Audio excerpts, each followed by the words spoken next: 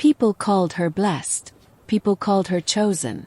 Lydia's voice was loved everywhere. Her songs made people pray, cry, and believe again. To many, she was proof that God was good. But what happens when the woman everyone loves is hiding a secret she cannot sing away? This is Lydia's story. And this is the story of a child named Eliel. The night was quiet, but Lydia's heart was not. She was a famous gospel singer, loved by thousands. Whenever she sang, churches filled with worship. She was beautiful, admired, and had a husband who supported her. Everyone thought she had a perfect life. Now she was pregnant, the child she and her husband had prayed for. Her followers celebrated with her online. She posted happy messages. She was excited to hold her baby and tell the world, "God has blessed me." But the day of birth changed everything. In the hospital room, Lydia gave birth to a little girl. The baby cried, but when Lydia looked closely, her joy turned into shock. Baby Eliel was born with 3 legs. The room went quiet. The doctor tried to stay calm, but Lydia could see worry in his eyes. The nurses looked at each other. Lydia held the baby and froze. Shame covered her like a heavy blanket. "No, this can't be," she thought. "What will people say about me now? The woman who sings about God's goodness. Now people will call me cursed." Her husband was not there. Work had kept him away. Lydia was alone with her thoughts. Fear spoke louder than her baby's cry. In her mind, she imagined asking the doctors to end the baby's life. "If Eliel dies now, no one will ever know. I can still protect my name, my songs, my ministry." Tears filled her eyes. She almost opened her mouth to ask the doctor for help, but then the door opened. Her mother walked in. She was an older woman, wise and strong. She saw Eliel, she saw Lydia's tears, and she understood at once. "No, Lydia," her mother said firmly. "Don't hurt this child. She is your daughter. If you cannot raise her, then give her to me. I will take her. I will keep her safe." Lydia shook her head, crying. "Mama, you don't understand. Everyone is watching me. My fans, my husband. What will they say if they see her like this? They will laugh. They will say I am cursed. I will lose everything." Her mother placed a gentle hand on Lydia's shoulder. "Child, Eliel is not your shame. She is God's creation. Give her to me, but do not take her life." Lydia looked at her daughter. Eliel's eyes were small, innocent, and full of life. But Lydia could only see shame and fear. With shaking hands, she gave the baby to her mother. "Take her," Lydia whispered. "But let the world believe she did not survive." That night, Lydia wrote a short message to her followers. She posted a picture of a small folded blanket and typed, "Dear family, with deep sorrow I share that our little one did not make it. Please keep us in your prayers." Messages of comfort flooded her phone. People sent prayers, tears, and love. They believed her. When her husband came home, she told him the same words. The baby did not make it. He hugged her tightly, tears in his eyes. "We will grieve together," he whispered. Lydia cried in his arms, but inside, her secret burned. Eliel was alive, hidden in the arms of her grandmother. Days later, Lydia went back to the stage. Her voice was strong, her smile bright, her reputation safe. To the world, she was still the blessed gospel singer. But in a quiet village, Eliel lived. Hidden, alive, and waiting for the future God had planned for her. The world did not know her name.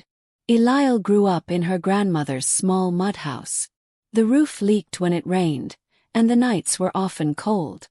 But what hurt more than the cold was the way people treated her. At the well, the women always pushed her away. "Go back, Eliel," one woman shouted. "Why?" Eliel asked softly, holding her clay pot. "Because your curse will follow us. If you touch this water, it will never be clean." Another woman sneered. The women laughed as Eliel walked away with empty hands. Tears burned her eyes. School things were the same. When her grandmother begged the teacher to allow Eliel inside, he frowned. "No, Mama," he said firmly. Other parents are already complaining. They don't want their children near her. If she sits in this classroom, they will all remove their children. But she is just a child, her grandmother pleaded. She is different, the teacher whispered, avoiding Eliel's eyes. Eliel lowered her head, ashamed. On the way home, she asked her grandmother, "Why did God make me like this? Why doesn't He let me be normal like everyone else?" Her grandmother held her close. "My child, you are not cursed. You are chosen. The world may not see it now, but one day, they will hear what I hear when you sing." Still, Eliel didn't believe her. Night after night, she lay awake on her thin mattress, crying into the dark. Why didn't Mama want me? Why did she leave me here? Does she ever think of me? But when she sang, something changed. Her pain turned into beauty. Her voice rose above her tears, filling the small house with a sound that even the wind seemed to carry. One afternoon, she sat by the river, singing softly while washing clothes. Her song floated across the water. A cry, a prayer, a melody of pain and hope. A stranger, a young man passing through the village, stopped when he heard her. He followed the sound until he found her sitting on a rock, singing as if no one was watching. "Excuse me," he said gently. Eliel jumped, startled. Who are you?" "My name is Daniel," he said with a kind smile. "I was walking and I heard your voice. It's beautiful. May I record you singing? Just a short video. I want people to hear you."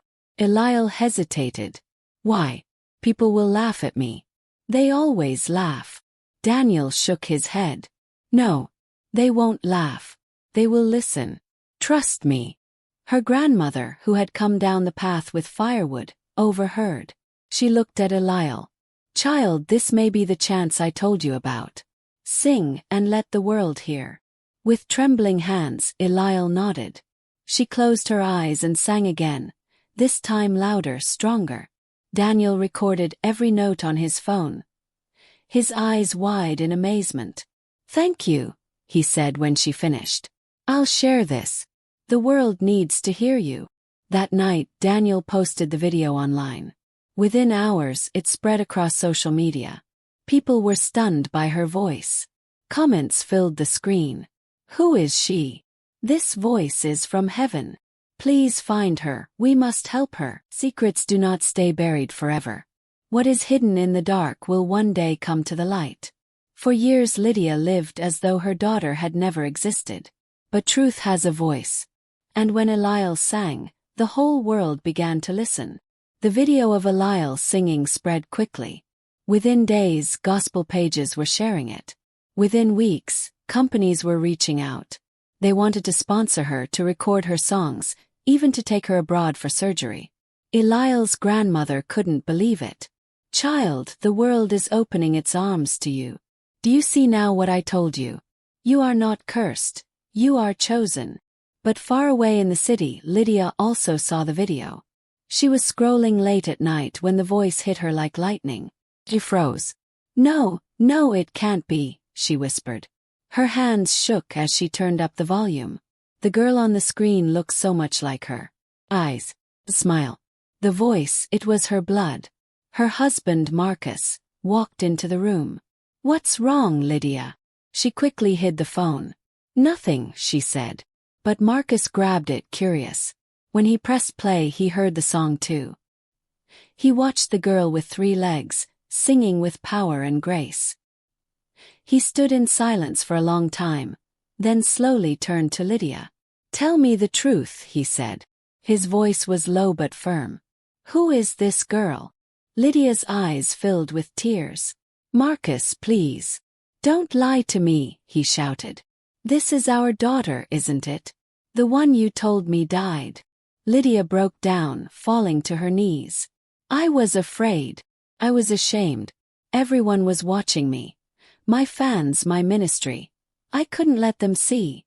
So Mama took her to the village. I thought it was better if she was gone." Marcus stepped back, his face pale with shock. "Lydia, do you know what you have done? You let me believe my child was dead. You let the world believe a lie. And yet, look at her now. She is stronger than both of us. She is shining." He turned away, tears streaming down his face. "You cared more about your reputation than your own daughter." The words cut Lydia's heart like a knife. She wept bitterly, her perfect image now in pieces. Meanwhile, Eliel's life was changing. Journalists came to the village. People traveled to hear her sing. One large company offered to sponsor her education fully. Another promised to take her abroad for treatment. She had become a symbol of hope, a voice rising from pain.